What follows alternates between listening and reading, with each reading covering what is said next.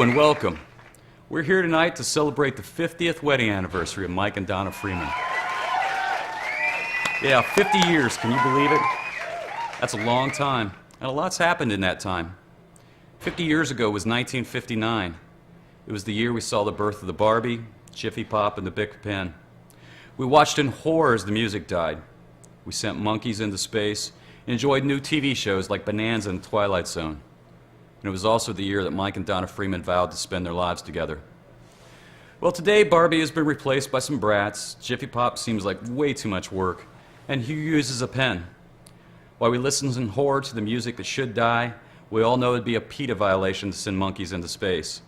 Bonanza's been turned into an all-you-can-eat buffet, and The Twilight Zone has drifted into twilight. Yes, a lot does happen in 50 years. So what we'd like to do right now is take a closer look at the 50 years that Mike and Donna have been married and share with you a bit of the details behind the scenes, maybe that you didn't know, so that we can all fully appreciate the accomplishments we're celebrating today. So join me now as we thumb through the pages of the book that is The Marriage of Mike and Donna Freeman.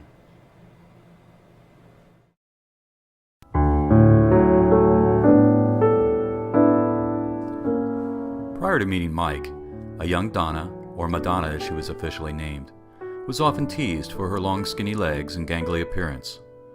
But by the time she was ready to put away the dolls, Donna had grown into her legs, and on the night that she met Mike, it would be fair to say that she had become a doll herself. Mike, on the other hand, started out doll-like. That is, that he wore mainly dresses as a small child. The younger of two brothers, Mike was the baby of the family, an image he would try to shed in adolescence by making sure to always be seen with a cigarette in hand. While Donna was considered hot at the time of their meeting, Mike was, well, he was a musician. But when the two of them met on St. Patrick's Day in 1959, it was love at first tongue suck. They were young, inseparable, and in love. And they were broke. But that didn't stop Mike from borrowing $20 from his brother to marry Donna.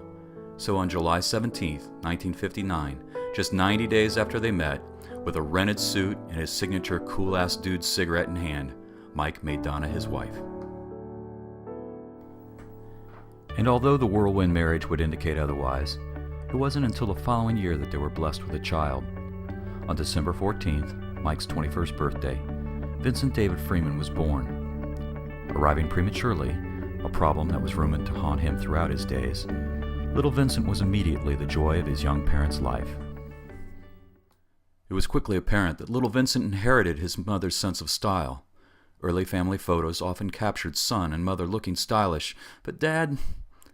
And this would be an issue that challenged Mike and Donna throughout their marriage. Looking cool, stylish, and sexy seemed to come so naturally to Donna, while for Mike, well, the dress wearing as a child seemed to have left its scars. Mike compensated as he always had, by being a musician. Playing drums and singing such classics as Tie Me Kangaroo Down Sport, Mike worked hard to prove that he was indeed cool and one of the guys. And for the most part, Mike's searching for his own coolness caused no problems for his young family. That is, except for the night when Vince had to fill in while his dad was out back smoking with the boys. Or the night that Donna had to dance with her jug to help earn enough money to pay the bills. While Donna and Vince would continue to bloom in their natural style and coolness, Mike would continue to question his own. As turbulent as the 60s were, there is no denying that it was a decade that in many ways became the very essence of cool. By the end of it, Vince had taken his wardrobe to another level. Donna had become a blonde bombshell, and Mike had traded the coolness of being a musician for a life of fast cars. It was a good period for Mike and Donna. They had a new home, Mike had a new career, and they were happy.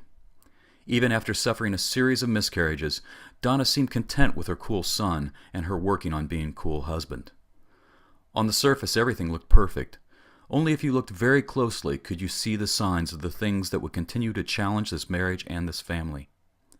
Signs like Mike's continued smoking and insistence on wearing swimsuits that were too tight, and Donna's need to mother anything and everything, and the beginning of what would be the couple's lifelong obsession of dogs with beards.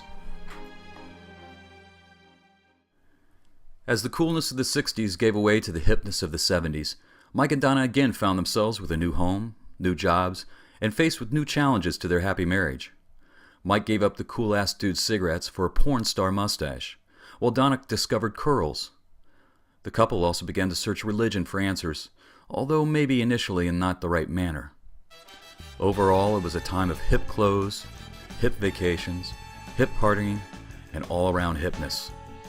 For the most part, Mike's struggle to find his inner coolness remained hidden from view, although concern began to build over his recent obsession with facial hair. And as the 70s came to a close, Mike and Donna seemed to become even happier simply by adding a mustache, some curls, and dogs with beards to their already full and happy lives.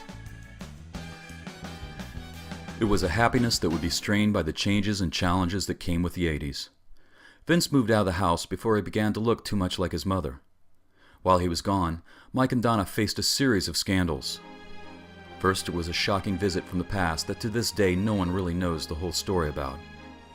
Then there was the period that Mike and Donna referred to simply as the wild days. Yet despite these events, Mike and Donna seemed only more resolute in declaring their lasting love for each other. And so, on their 25th wedding anniversary, they had the large church wedding that they couldn't afford to have 25 years before. It was a beautiful event, filled with family and friends, and for the most part one without scandal or controversy.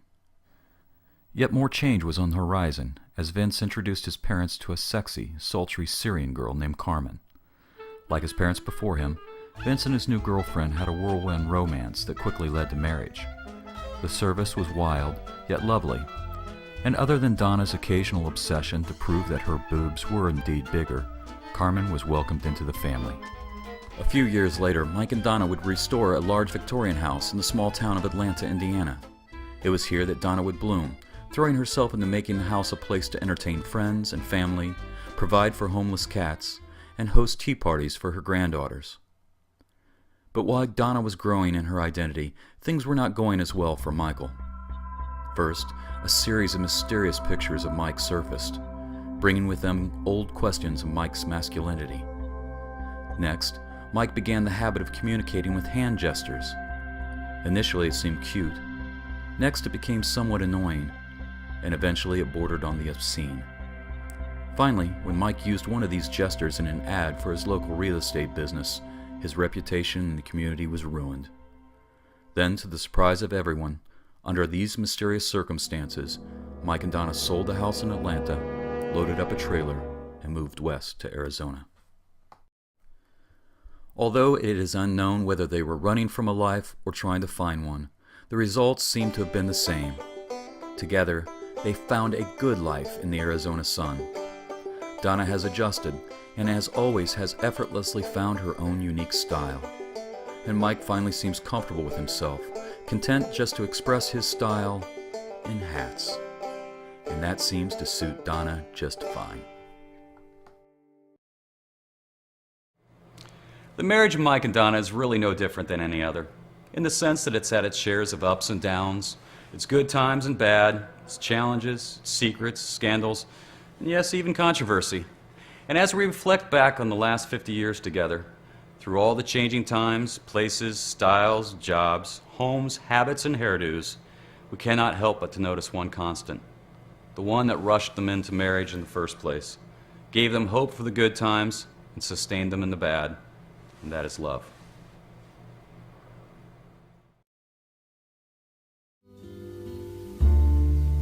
The first time ever I saw your face,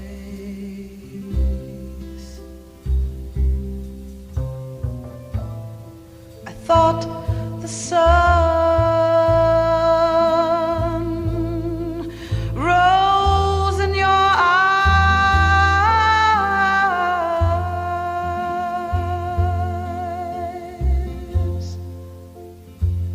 and the moon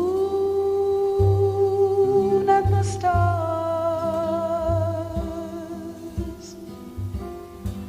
were the gifts you gave to the dark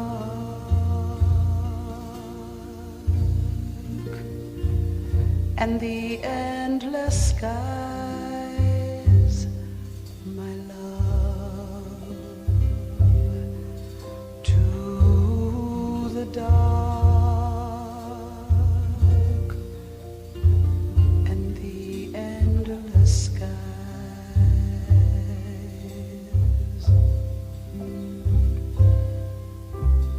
And the first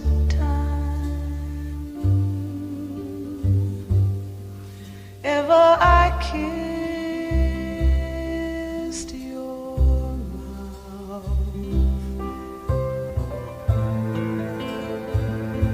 I felt the earth move in my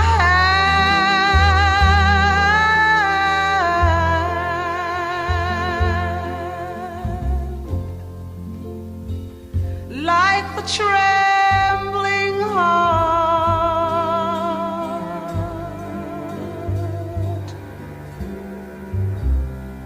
of a captive bird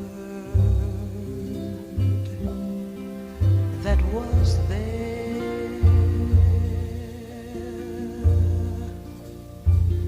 at my command, my love, that was there at my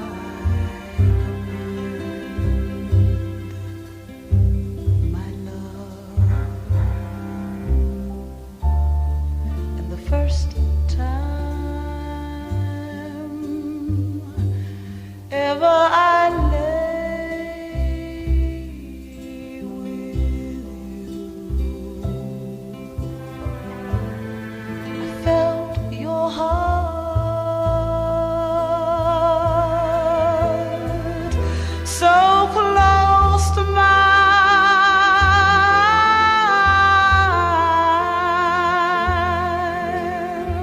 And I knew our joy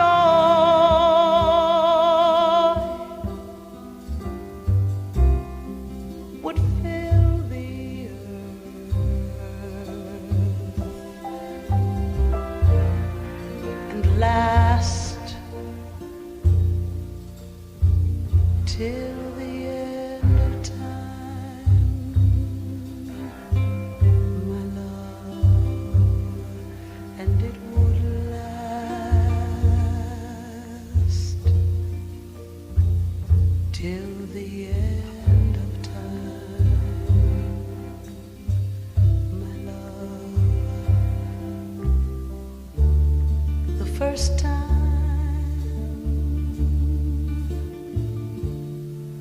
ever I saw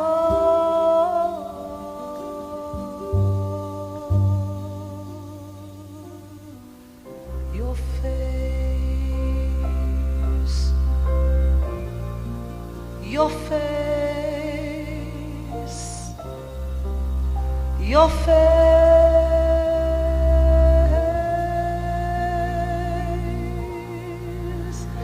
your